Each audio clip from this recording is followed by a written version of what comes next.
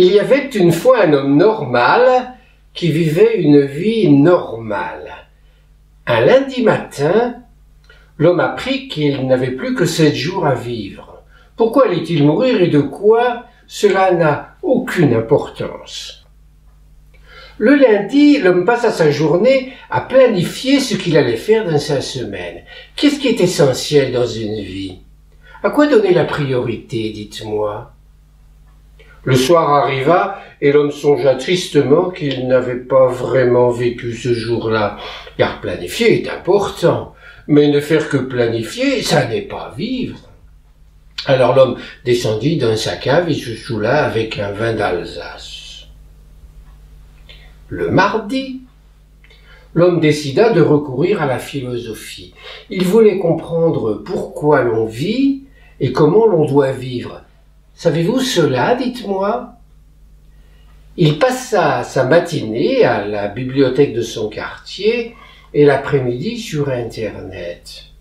Le soir arriva. L'homme comprit qu'il avait gâché sa journée, car réfléchir est important, mais ne faire que réfléchir, ça n'est pas vivre. L'homme descendit dans sa cave et se saoula avec un Saint-Émilion. Le mercredi, l'homme décida d'occuper sa journée au plaisir de vivre intensément tout ce qu'il n'avait jamais osé vivre, le permis comme le défendu. Qu'est-ce que vous n'avez jamais osé vivre? Dites-moi. Ce que fit l'homme ce jour-là ne peut pas être raconté. Mais dans l'après-midi, l'homme eut une rage de dents qui lui gâcha tout son plaisir. Il alla chez son dentiste et se fit soigner, puis rentra chez lui très triste. 4 jours plus tard, il allait devoir dire adieu au plaisir de la vie.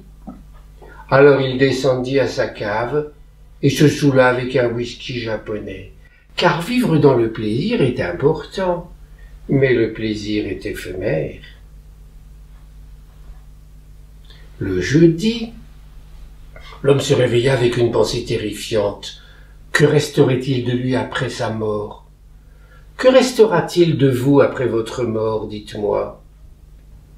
L'homme se mit à ranger ses affaires, mais la tâche excédait ses forces. Puis il envoya un gros chèque à une association caritative, mais devint morose à l'idée qu'il ne profiterait pas de la réduction d'impôts.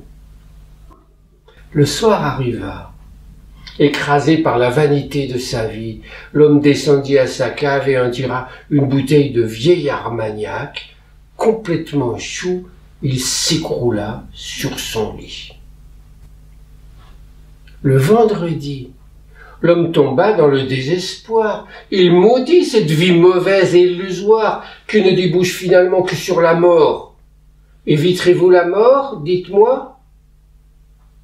C'était tellement triste, tellement angoissant, qu'il chippa les anxiolytiques de sa femme et passa sa journée hagard à s'étourdir sur Internet, à jouer à des jeux vidéo et à regarder des nanars à la télé. Sa femme, excédée, le quitta et retourna chez sa mère. Le samedi, l'homme pensa à Dieu. Et si en définitive Dieu existait? Et si après sa mort, l'homme allait se retrouver devant le souverain juge? Dieu existe-t-il? Dites-moi. Il rendit visite à un rabbin, un prêtre, un pasteur, un imam et un maître bouddhiste. Et à chacun, il posait des questions. Comment ne plus avoir peur de la mort? Comment donner du sens à la vie qu'on a vécue? Qu'y a-t-il après la mort? Hélas.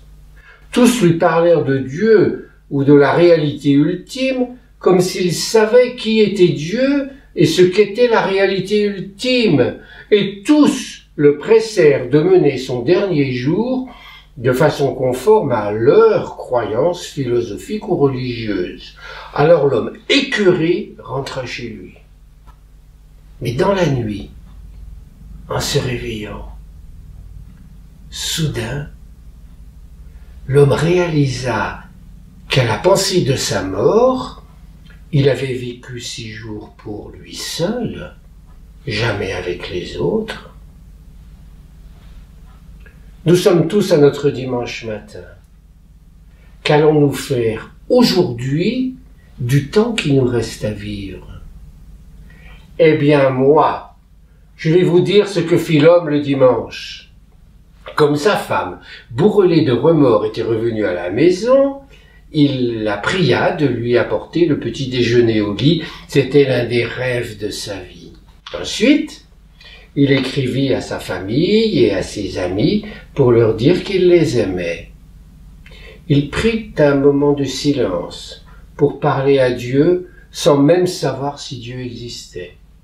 Juste pour dire merci pour les bons moments vécus dans sa vie. Après un bon déjeuner, avec un canard aux morilles, il fit la sieste, puis alla aux urgences dentaires parce que sa dent lui faisait encore mal. À la fin de l'après-midi, l'homme joua avec les enfants du voisin. Puis le soir, il regarda le film L'Arnaque, après avoir tiré de sa cave un alcool de Mirabelle qu'il gardait pour les grandes occasions.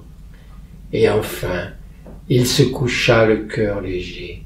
Il fit l'amour avec sa femme en lui disant qu'il l'aimait, et il s'endormit en se disant qu'il avait vécu là l'une des meilleures journées de sa vie.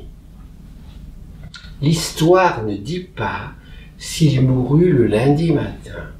À vrai dire, cela n'a aucune importance.